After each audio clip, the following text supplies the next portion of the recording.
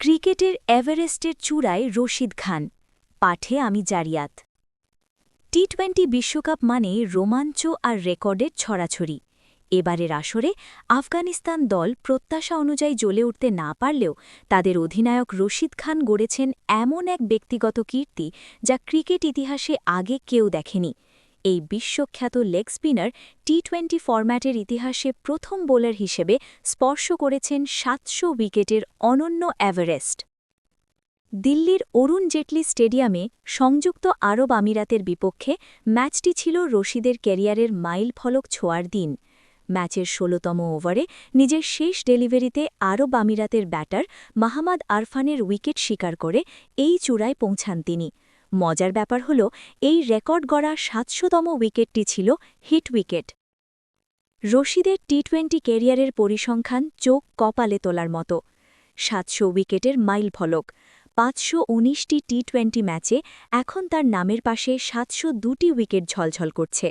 জাতীয় দলের জার্সিতে আফগানিস্তানের হয়ে তিনি নিয়েছেন ১৯৩ উইকেট, যা এই ফরম্যাটে সর্বোচ্চ উইকেটের বিশ্ব রেকর্ড।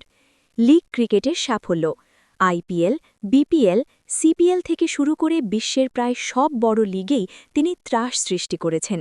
আন্তর্জাতিক ও ফ্র্যাঞ্চাইজি মিলিয়ে মোট ৪৩৪ জন ভিন্ন ব্যাটারকে তিনি আউট করেছেন। অন্যান্য অর্জন, তার পেছনে আছেন ডোয়াইন ব্রাভো ৬৩১ উইকেট এবং সুনীল নারায়ণ ৬১৩ উইকেট। এছাড়া রশিদ খানই একমাত্র স্পিনার যিনি ৩টি ভিন্ন দেশে ১০০-এর বেশি উইকেট নিয়েছেন।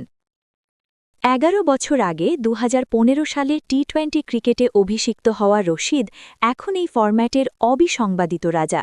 কাগজের কলমে তার বয়স মাত্র ২৭ বছর, যা ক্রিকেট বিশ্বকে ভাবিয়ে তুলছে এই জাদুকর থামবেন কোথায়। রশিদ খানের এই অবিশ্বাস্য যাত্রা কেবল আফগান ক্রিকেটের জন্যই নয়, বরং বিশ্ব ক্রিকেটের স্পিন বোলিংয়ের এক নতুন পাঠ্যপুস্তক। আন্তর্জাতিক টি-20তে ২০০ উইকেটের ল্যান্ডমার্ক ছোঁয়ার খুব কাছে দাঁড়িয়ে আছেন তিনি।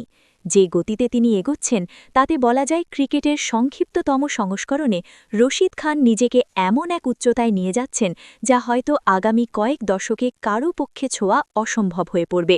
ক্রিকেটের ভক্তরা একটা লাইক, শেয়ার, সাবস্ক্রাইব করে দিও কিন্তু।